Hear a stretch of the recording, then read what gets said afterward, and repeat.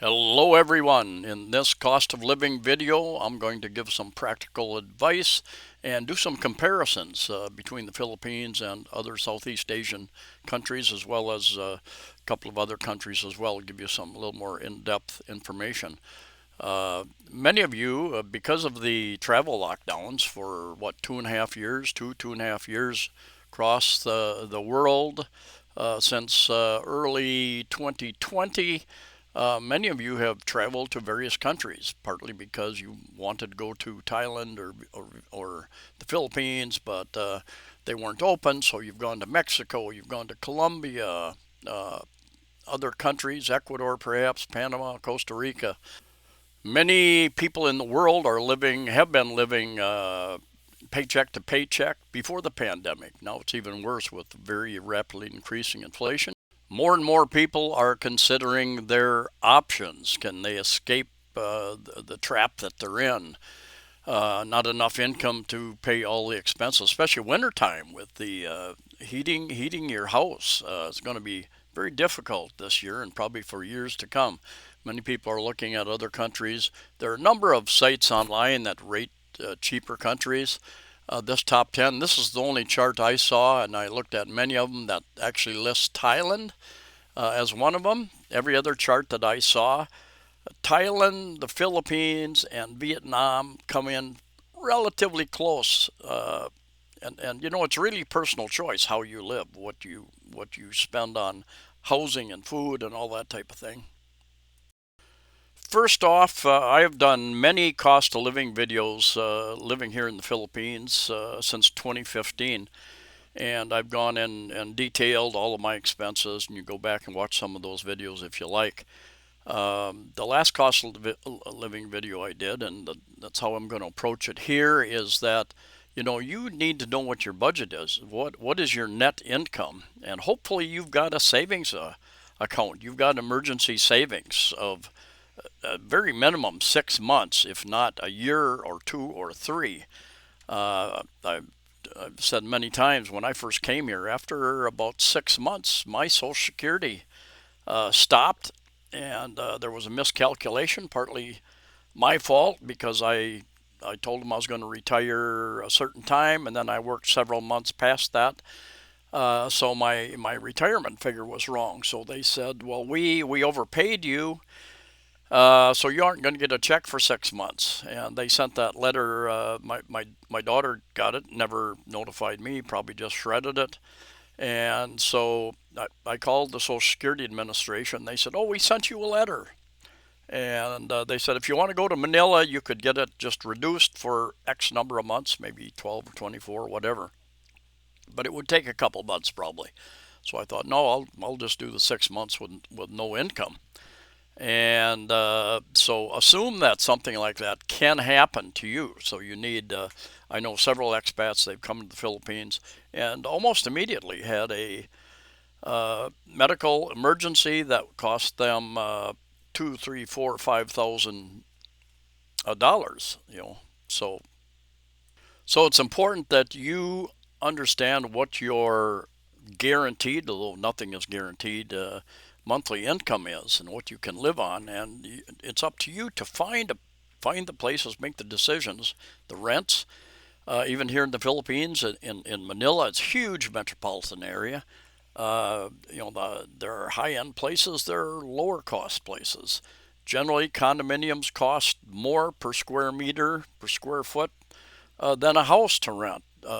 Condominiums give you some degree of security, a little different lifestyle than if you rent a house, and that's why many of us rent condominiums and or apartments.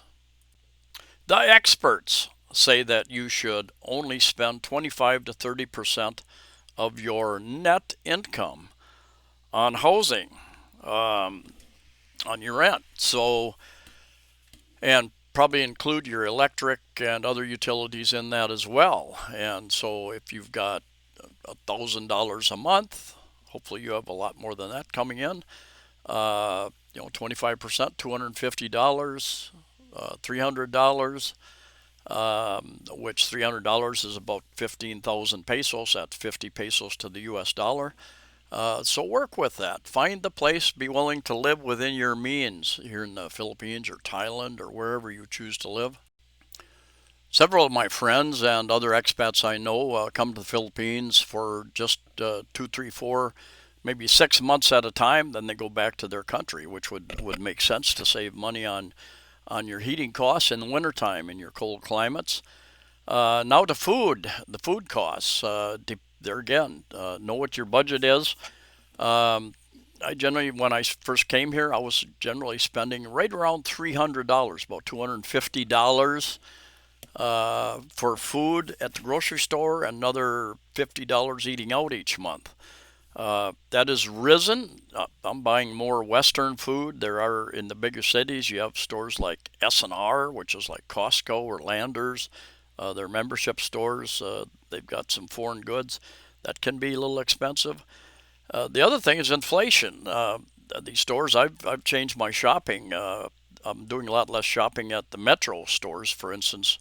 Some of the things that I used to buy there, they've become very expensive. I mean, just outrageously expensive in my opinion. So my trip to the S&R, I can actually save quite a bit at that membership store. And so I'm buying more and more there, or other stores that I find that haven't raised the price of those items that I want nearly as much. But generally, inflation remains relatively high here. I have also, and I suggest that you find other places, find your warehouse stores, find your, yeah, here we have in the Philippines, we have public markets. We've got Carbon Public Market, and then we have a lot of other smaller public markets where you generally get fresher produce and meats and such, as well as much less expensive than your packaged vegetables and items in the grocery stores. I will touch on relationships and what girlfriends, boyfriends can cost. But first, let's talk about medicine. Many of you are on prescription meds, and I cannot give you a long list of meds, but you can. What I suggest you do, there are several big chain pharmacies here in the Philippines or wherever you're thinking about moving. Email those companies, go to their site, and they may have some prices on their site. If not, email them and ask them about what they would charge for your particular item and or the equivalent. Now, I rarely take any prescription medicines. I'm very fortunate to be relatively healthy, and but I do take some over-the-counter type stuff. I take occasionally a little allergy, like loratadine, and I bought a big bottle of that. It's in the freezer to try to preserve it. Most medicine here comes in sealed. Each individual pill is sealed. It's not in a bottle like you get in America, probably because of the higher humidity.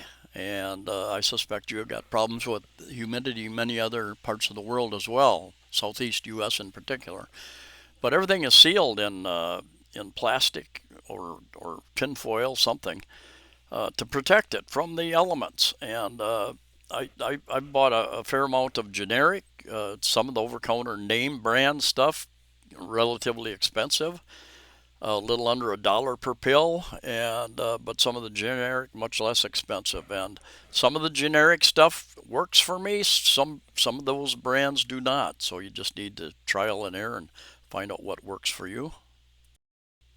Doctors tend to be quite inexpensive. The average office visit consultation ranges anywhere from about 400 to 800, and that's been my case. I think I paid 1,000 once, and I've got a whole playlist on doctors and dentists and hospital bills, that type of thing. So you can check out my playlist on those types of things. That is 400 pesos, which would be about $8 US. Years ago, I did a video called "What Does a Girlfriend Cost?" and got a lot of views, a lot of comments, but got enough negative comments. One lady I knew said that's very insulting. So I finally took it down, and I've done other videos about girls' friends, and what do they cost? Because they do cost. Boys, boyfriends, girlfriends, whatever. Even your friends. If you're going to go travel with your friends, um, there's going to be expenses involved. Now, you need to know, there again, it's your responsibility to know what your budget is, and know when you need to say no. How much can you afford to help everybody? I can almost guarantee you, unless you're dating a more financially secure type person, sooner or later you're going to buy someone a phone. Somebody will probably need dental work and or medical issues that you're going to want to help out with, maybe even other basic necessities, that type of thing, shopping. So understand what your budget is and put it in your budget and stick to your budget.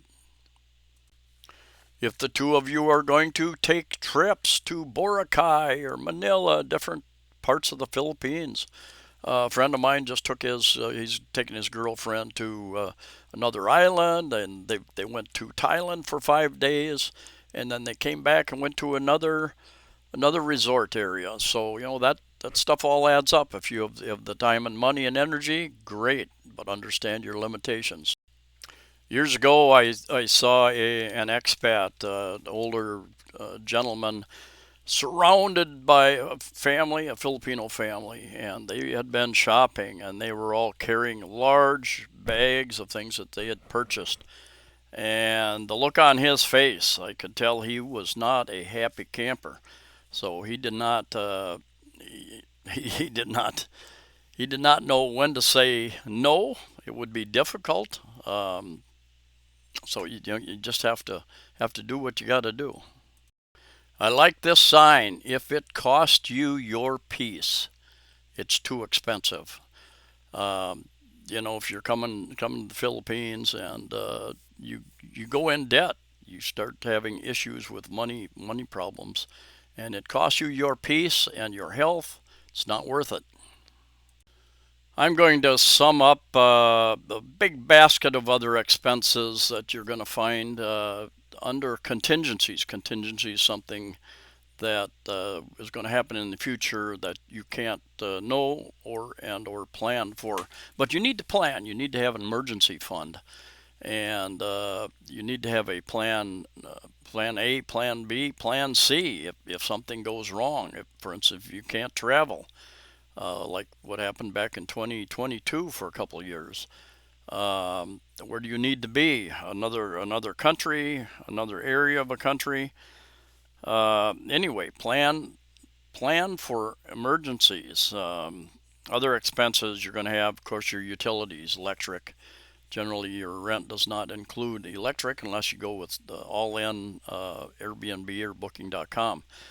And my last electric bill, it used to average for years. It averaged between 2,500 pesos, 3,000 pesos, and 3,000 pesos, about 60 U.S. dollars a month for air conditioning primarily, and of course to run a refrigerator. Mostly charge my gadgets. But the last couple of months, they have raised the rates from 13 pesos per kilowatt hour, then it went to 15, and then it's now 18. But a number of different reasons. I bought a couple other, bought an air fryer, bought a convection oven, um, but it's gone up. It was 6,000, over $100 instead of $30. Well, that's a big jump. So I have bought some window blinds. I've got a lot of glass in my condominium. I bought some window blinds, and I am managing the electric a little bit closer than I was. So um, I can afford. There are many different types of expats, but I'm going to break it down into three. There's guys on a really tight budget who have to really be careful, maybe not run the air con very often at all, and use a fan instead.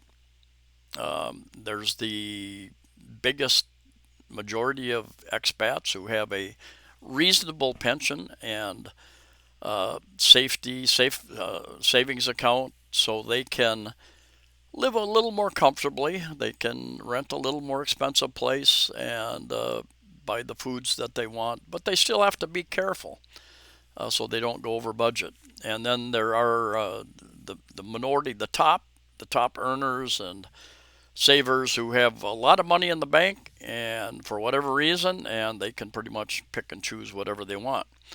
And I'm talking basically to the people in the middle, the majority there. But there are other expenses as well. And that, let me mention one other thing: electric. A friend of mine lives in a little studio. He runs his. He's got a very poor efficient air conditioner. I told him you need to tell the landlord it needs to be cleaned or repaired because he runs it 24/7, and sometimes even with a fan on, he's not comfortable. It's too hot. But anyway, he's at the same time in a little studio. Got a 6,000 peso electric bill for 1 month, and I've got a British guy down the hall from me. He's got a studio as well, and his electric went from just a few thousand up to 12,000, 12,000 pesos, over 200 US dollars for a little studio. And he's complained, and I told him you need to get a certified electrician in there to find out where all the electric's going to. Other expenses, of course, you're going to have some travel expenses. Generally, it's very cheap to travel in the Philippines. Uh, by taxi, I can go almost any place in Cebu City for 100, 150 to the airport, across the bridge over to Mactan Island, maybe 250, 300 pesos, about $6. But most places just around where I go would be 100 pesos, $2 for a 10, 15-minute ride. Buses are very expensive. You can rent a taxi for the day to take you on a day trip, usually between 3,000 and 4,000 pesos, 60 to 80 US dollars. Not bad at all. After they've opened up from the pandemic, they're opening up more and more of the airports. Of course, with so many islands, ferries are real popular, and ferries are quite inexpensive. Maybe $20 to go across to the next island, just depends upon where you're going. Flights, a lot of the airlines, Air Asia, Philippine Air, a number of others occasionally run specials that you can buy for future flights. Of course, depending upon which visa you're on. If you're on a tourist visa, I think that generally costs you about $30 a month. 30 about what 1,500 pesos a month, something like that. If you're on one of the retirement visa, the marriage visa, that gets prorated out, and I'm not going to get into those costs. I've done other videos about them. Laundry is relatively cheap.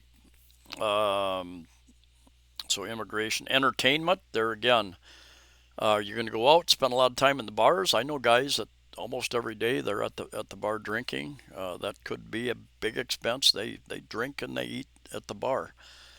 I cook a lot at home, so my grocery bill is higher, much higher than eating out. One thing that almost is never covered in these cost of living videos by me and other people is medical insurance. And I've got Medicare back in the USA, but it doesn't work here. 3 months ago I broke my shoulder, and I paid. It cost me about 3,000, a little over $3,000, about 330,000 pesos, I believe. 5 days in the hospital, and it's a complicated thing because the older you get, the more difficult. I've talked to several insurance companies here in the Philippines, and once you're past 65, a lot of them don't want to cover you anymore. So that is a video for another time, I think. What else? Yeah, transport, health and medicine, immigration. If you've got a vehicle, you're going to pay for parking a little bit, anywhere from 500 pesos a month. I pay $3,000 a month for a motorbike parking. Laundry is relatively expensive. Your entertainment, that's really up to you. Clothes, I just purchased some more clothes the other day. Mine were getting a little ratty. Um, Charity, are you going to give to charity? Are you going to spend some money helping out the Philippine or other charities around the world? And then do you have foreign bills? Have you paid off all of your bills, or do you still have bills back home? Your credit card bills, and I do buy a lot of stuff on my credit card, so I got to pay those off. And I'll do another video about credit cards and foreign fees that some of them have, and the cheaper ones to use. I'll do one of those videos here fairly quickly. I have had a number of people ask me, and various other people have done videos about can you live on $800 a month in the Philippines? Can you live on 1,000? Can you live on 1,200, 1,500? And depends on your lifestyle. And the guy that asked me about 800, well, you can, and I did for several months. I spent about 800, between 800 and 900 a month. But you can until you can't. Contingencies. There's going to be, sooner or later, you're going to have something happen. You're going to need glasses. You're going to need dental work. You're going to need medicine and doctor's services. So you can until you can't.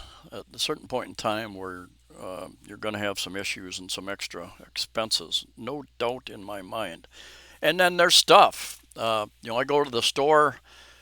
We went shopping the other day, and I'm going to do a video about that. We went with a list, not a long list, but we came back with a lot more than what was on our list. And in a way, I spent more, but I saved money. I bought some things that I hadn't planned on buying because the price was right at the time, or it was buy one get one type thing.